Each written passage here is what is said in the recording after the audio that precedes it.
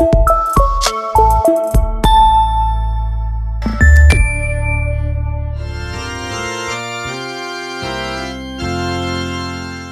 mofinaina isan'andro atolotry ny mpitandrina rakotina valina maoly.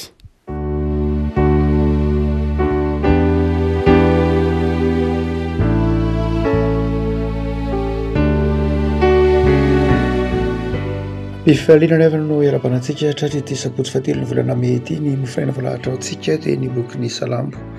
Salamo fatelo amby efapolo amby zato, Salamo fatelo amby efapolo amby zato, andininy fafito ka hatramin'ny andininy faharoa ambin'ny folo. Vakitika amin'ny Jesoa.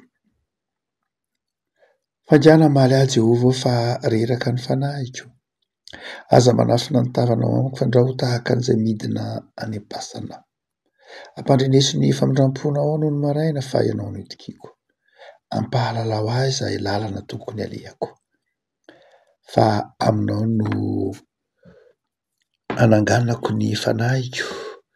Jehovah vonjeo amin'ny fahavaloko. Eo aminao no iriko.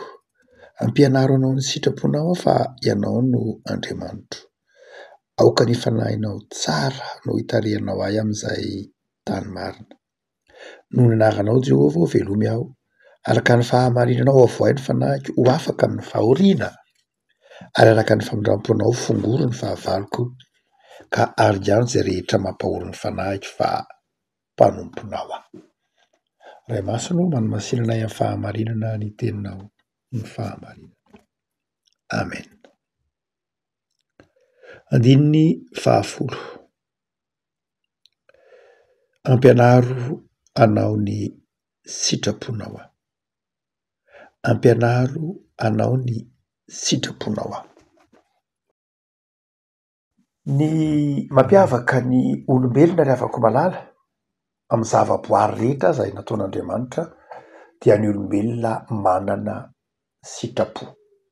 Marina loatra ny tenin'ilay filôzofy anankiray antsoina hoe Schopenhauer fa hoe tsy ny zava-mananaina ihany manana sitrapo fa zavaboary hafa koa dia manana sitrapo. Avelantsika ihany izany toe-tsaina izany fa izao amin'ny Baiboly dia izao ny olombelona ihany no manana sitrapo, no manana safidy, no manana fahafarana isafidy koa. Raha ohatra ka manaraka ny filôzofia n'ilay rangazy andresahady isika Schopenhauer dia manao izy manao hoe io safidy io izy na ny fahafahantsika amin'ny safidy zany dia mifamatotra amin'ny faniriantsika. Satria izy ny fahafahana amin'ny safidy dia toetra izay voajanahary ao anatin'ny olona. Ary io toetra fahafahana amin'ny safidy io amin'ny fanazavana ity filôzofy anankiray ity dia io izy tsy hoe ny fahafahana amin'ny safidy tsy dia hoe misy tanjona loatra, tsy dia hoe misy zavatra faritana dia maloka mibaiko ny fahafahana amin'ny safidy fa zavatra toetra voajanahary fotsiny. Satria ilay fahafahana amin'ny safidy mifamatotra tsy hoe zavatra mahaleo tena fa na misy tanjona manokana mpanjinina ilay fahafahana amin'ny safidy fa zavatra toetra manokana ao anaty eo dia miteraka faniriana izy. Ary ny fahatanterahana ary ilay faniriana nefa rehefa tanteraka dia manjary miteraka faniriana vaovao indray. Izany hoe ilay safidy ao anatintsika ny mahatonga antsika manana faniriana. Ny faniriana nefa tsy mety ho afa-po mihitsy satria rehefa tonga amin'ny faniriana anankiray tsika dia maniry zavatra vaovao indray. Mifamatotra amin'ny fahafahantsika amin'ny safidy zany ny faniriantsika.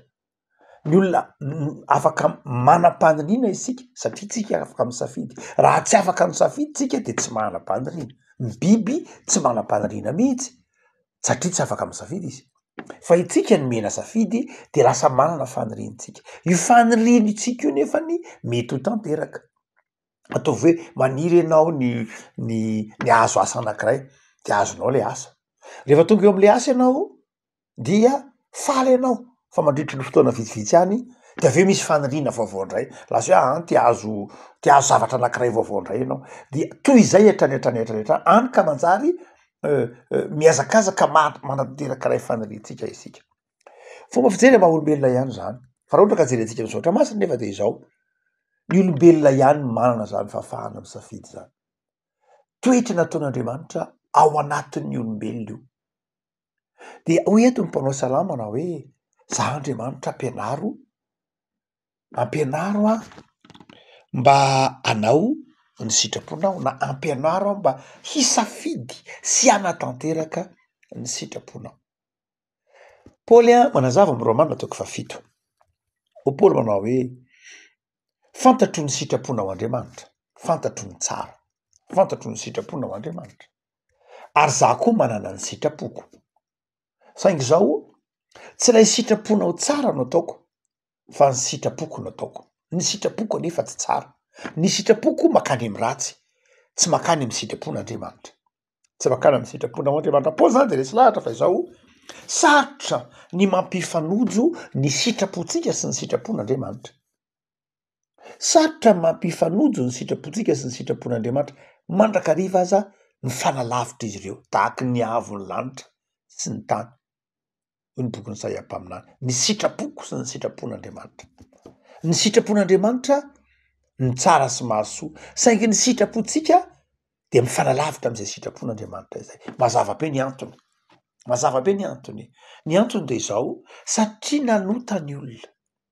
Satria ny olona nefa nisafidy ny sitrapon'ny ota de izao lasa miafina amin'ny olona ny sitrapon'Andriamanitra. Tsy vitany hoe miafina amin'ny olona ny sitrapon'Andriamanitra. Tsy hoe tsy fantatry ny olona ihany ny sitrapon'Andriamanitra, fa sarotra amin'ny olona koa manao ny sitrapon'Andriamanitra. Davida ary amin'ity salamo zay mofinainao antsika ity de maneho fa tsy mora ny manao ny sitrapon'Andriamanitra. Sarotra manao ny sitrapon'Andriamanitra satria miafina amintsika ny sitrapon'Andriamanitra. Ary na fantatsika zany ho Paoly de tsy hananantsika ny herim-panahinao ny sitrapon'Andriamanitra. De hoy Davida, ampianaro Andriamanitra mba hanao ny sitraponao. Ampianaro ny fanaovana ny sitraponao, mianatra manao ny sitrapon'Andriamanitra. Raha manao tompo-maso kely vetivety sika mikasika ny hoe ahoana zany no ahafantaranao aloha ny sitrapon'Andriamanitra. Ahoana no ahafantaranao hoe zao ny sitrapon'Andriamanitra? Inona ny fomba ahafantaranao ny sitrapon'Andriamanitra? Dia ny voalohany aloha de izao amintsika kristianina. De izao ny soratra masina no mirakitra ny sitrapon'Andriamanitra. Zay zany mazava. Ao amin'ny soratra masina no hamantarantsika ny sitrapon'Andriamanitra. Indrindra ho an'ny protestant manokana dia mazava ny protestant sola scriptura, ny sitrapon'Andriamanitra ihany na ny marimarina kokoa ny soratra masina ihany no mirakitra ny sitrapon'Andriamanitra. Sitrapon'Andriamanitra zany tsy fantarinao eny amin'ny zavaboary hafa. Tsy fantarinao eny amin'ny hoe maneno ny akoho tahaka ny hoe raha naneno ny akoho de fantatry Petera hoe namadika ny tompo izy. Tsy ny akoho maneno mihitsy na mahafantaran'ny Petera fa namadika ny tompo izy, fa ny mason'ny tompo mijery azy. Ny sitrapon'Andriamanitra tsy fantarina ao anatin'ny hoe zavaboary na hoe tahaka ny ataontsika manao hoe raha sitraponao Andriamanitra dia aoka mba ohatra hoe asio misy anaky-dimandalo eto. Na ny sitraponao Andriamanitra de aoka ho mangamanga ny loko voaraiko eto. Na raha sitraponao Andriamanitra de ny sitrapon'Andriamanitra zany tsy fantarina amin'ny alalan'ny zavatra tahaka izany fa ny tenin'Andriamanitra, ny soratra masina mampafantatra ny sitrapon'Andriamanitra. Betsaka mantsy ny olona no ndraindray manao pile ho fasy amin'ny hoe raha tia sitrapon'Andriamanitra de atsipiky ty asa ity voly ity de raha mipotra ny sary ohatrao de ity zany ny sitraponao. Ny sitrapon'Andriamanitra zany tsy ohatry zany amintsika protestant, tsy zany ny sola scriptura. Sola scriptura de izao ny sitrapon'Andriamanitra dia ny tenin'Andriamanitra ihany. Ao amin'ny tenin'Andriamanitra ihany. Ary sitrapon'Andriamanitra io ara dia tsy hoe koa sitrapon'Andriamanitra fantarina amin'ny alalan'ny zavatra na fantarina amin'ny alalan'ny fomba, fa ny sitrapon'Andriamanitra de izao ao amin'ny tenin'Andriamanitra. De eo mametra-panontaniana hoe ahoana zany io baiboly lava be io? Ahoana no ahafantarako ny sitrapon'Andriamanitra amin'ny boky be dia be io? Androany ahy mila mantatra ny sitrapon'Andriamanitra hoe sitrako ve Andriamanitra nanaovako an'ity sa tsy sitrako? De ahoana zany no ahafantarako ny sitrapon'Andriamanitra ko le baiboly ary tsy azoko ndraindray le baiboly ary tsy mahay mamaky baiboly be dia be mety fanontaniana apetraka. Fa ny foto-kevitra de izao ny sitrapon'Andriamanitra fantarina ao anatin'ny baiboly. Zay no mahatonga antsika nanao zava-dehibe ny famakina soratra masina zay mahatonga atsika tsy ilay soratra angeny zava-dehibe fa lay zavatra raiketin'lay soratra de ny sitrapon'andriamanitra kanefa tsy fantatsika ny sitrapon'andriamanitra raha tsy mamaky ilay soratra itsika de zay mahatonga atsika manao zava-dehibe ny sekoly manao zava-dehibe ny fianarana satria fitaovana io ampiaratanantsika ny baiboly hamantarantsika ny sitrapon'andriamanitra saingy zao io baiboly io tsy maintsy hitariany fanamasina atsika vao mafantatra ny sitrapon'andriamanitra ny sitrapon'andriamanitra zany mamaky ny baiboly isika ary tariany fanamasina isika ahafantatra ny sitrapon'andriamanitra ao anatin'ny baiboly miteny amintsika amin'ny alalan'io baiboly io vokatry ny fitariany fanamasina andriamanitra fa ny faharoa de zao zay zany foto-kevitra lehibe tena foto-kevitra lehibe mihitsy fa ny faharoa de zao amin'ny alalan'ny vavaka ihany koa amin'ny alalan'ny vavaka no hamantaranao ny sitrapon'andriamanitra mamaky an'le soratra masina ianao de mivavaka isika de fantatsika ny sitrapon'andriamanitra rehefa tena miorina tsara mivavaka sy ny tenin'andriamanitra ianao de ho fantatrao ny sitrapon'andriamanitra ndraindray itsika miafina amitsika le sitrapon'andriamanitra satria tsy de tena mety ho ampivavaka loatra fa rehefa tena miorina mivavaka de miorina amin'ny sitrapon'andriamanitra Jesoa angena ampianatra antsika an'izany Jesoa ao an-tsahany ao anatin'ny sahany Getsemane mametra-panontaniany amin'ny sitrapon'andriamanitra raikio aoka tsy ny sitrapoko aneny atao fa ny anao aoka tsy ny sitrapoko ny atao fa ny anao misy fotoana mametra-panontaniany amin'ny sitrapon'andriamanitra isika hoe sitraponao ve zao fa izao manaiky ny sitrapon'andriamanitra isika ary ahoana ny tenenan Jesoa an'izany satria tao anatin'ny vavaka izy zava-dehibe zany ny vavaka tsy hoe tsika miteny amin'andriamanitra ihany fa ny vavaka de isika manaiky ny sitrapon'andriamanitra fa ny fahatelo de zao ny sitrapon'andriamanitra de mahatonga fiadanana ny ahafantaranao fa ao anatin'ny sitrapon'andriamanitra ianao de misy fiadanam-po ao anatinao eo ampanaovana lay zavatra eo ampandraisana lay zavatra rehefa sitrapon'andriamanitra ny zavatra anankiray nyraisinao na ataonao na nomenanao na ampanaovina anao de zao miteraka fiadanam-po ao anatinao fa rehefa tsy sitrapon'andriamanitra le izy de miteraka tebiteby ao anatinao miteraka tahotra ao anatinao miteraka tsy fahatokiana ao anatinao fa rehefa tena tsapanao ny sitrapon'andriamanitra ao anatinao de miteraka fifaliana sy fanantenana fiadanana lay sitrapon'andriamanitra rehefa fantatra eo sitrapon'andriamanitra io de miteraka fiadanana izy io fa no faevana zay ao anatin'ny sitrapon'andriamanitra ny ahafantaranao ny sitrapon'andriamanitra dia ny voankazo ny sitrapon'andriamanitra ny sitrapon'andriamanitra rehefa atao na rehefa tanteraka de miteraka voankazo miteraka vokatra miteraka voankazo miteraka ny sitrapon'andriamanitra tsy miteraka faharavana sitrapon'andriamanitra tsy mpiteraka ady sy korotana fa ny sitrapon'andriamanitra miteraka vokatra tsara miteraka vokatra tsara io tenen'ny Paoly amin'ny Galatianiny ny sitrapon'andriamanitra ny fitiavana de miteraka vokatra tsara miteraka zavatra mahafinaritra miteraka fiadanana fifaliana fandrosoana ho an'ny hafa fandrosoana ho an'ny mpiarabelona zany hoe azotsika fatarina tsara ny sitrapon'andriamanitra tsy afaka tsika za miteny atr'andriamanitra manao hoe tsy miafinaniko ny sitrapo tsy fantatro ny sitraponao sy azotsika atao zany satria efa men'andriamanitra atsika ny tenin'andriamanitra men'andriamanitra atsika ny fanamasin'andriamanitra men'andriamanitra atsika ny fiangonana tsy ny fiangonana akory ny tompon'ny sitrapon'andriamanitra fa ny fiangonana mampahafantatra ny sitrapon'andriamanitra tsy fananany fiangonana akory ny sitrapon'andriamanitra fa ny fiangonana dia fitaovana izay men'andriamanitra hanazava amitsika ny fomba hatakaratsika ny sitrapon'andriamanitra ary amin'ny fotoana ara dia ny fiangonana mampahafantatra ny sitrapon'andriamanitra zay mahatonga ny hoe ny fiangonana de mpaminany mampahafantatra ny sitrapon'andriamanitra fa ny tsiraray avy amintsika koa de mahafantatra ny sitrapon'andriamanitra ho amin'ny tenatsika ho amin'ny asatsika de to ary Davida nisy lahatra fa tsy mora akory na manao ny sitrapon'andriamanitra na mamantatra ny sitrapon'andriamanitra de zay mahatonga azy hoe ampianoara Andriamanitra hamantatra hanao hanatanteraka ny sitraponao mpino kristianina mianatra mamantatra mpino mianatra hanatanteraka ny sitrapon'Andriamanitra. Zay no ambaran'i Davida eto. Inona ary nataontsika mba hahatonga antsika afaka mianatra ny sitrapon'Andriamanitra? Melo ho lavitra ny réforme Davida eto mbola lavitra be rovinany réforme nitranga, fa de tena toe-tsainy ny fanitsipivavahana mihitsy, zany hoe Andriamanitra ihany no mitarika antsika manatanteraka ny sitrapon'Andriamanitra. Jesosy de midika ny teny hoe solus Christus, dia na hoe Kristy rery ihany, dia milaza hoe Jesosy Kristy, ao amin'ny Jesosy Kristy tompo no ianarantsika ny sitrapon'Andriamanitra, ary Jesosy Kristy tompo no manatanteraka ny sitrapon'Andriamanitra eo amin'ny toerana misy antsika.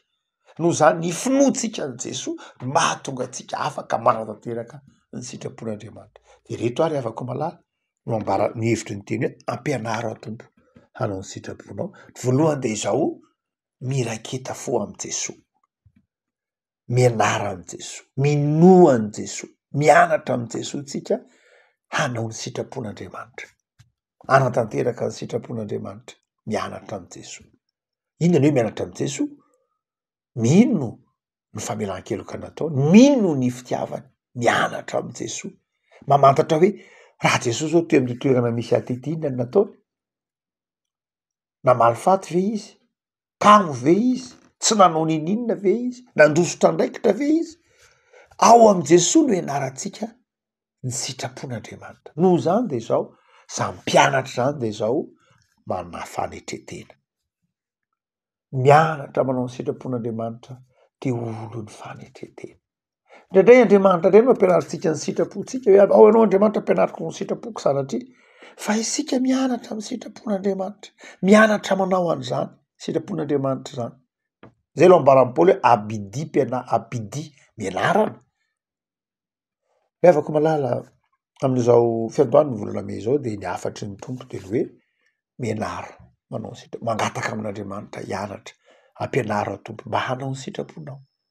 Tsy vitako zany indraindray, tsy vitantsika zany indraindray, malemitsika indraindray, be didontsika indraindray, ny sitrapontsika ihany no mahafinaritra antsika. Mihoatra noho zany anatoantsika ny sitrapontsika no terentsika ho sitrapon'Andriamanitra. Terentsika fotsiny zao hoe zay zany ny sitraponao Andriamanitra. Matoa tanteraka io de zao zay zany ny sitraponao. Marina zany amin'ny fotoana sasany, fa tsy voatery ho marina foana. Fa rehefa tianao tanterahana iny de tanteraka, na tsy sitrapon'Andriamanitra ary. No zany dia zava-dehibe ny ianarana ny manao ny sitrapon'Andriamanitra. Fa ny faharoa de izao, hoantsika manao hoe fanetretena no ianarantsika. Ao anatin'ny fanetretena ny dikany hoe mianarako ampanaro ny sitraponao fa ny faharoa de izao, manaraka. Ilay teny hoe manao de izao manaraka, makatoa.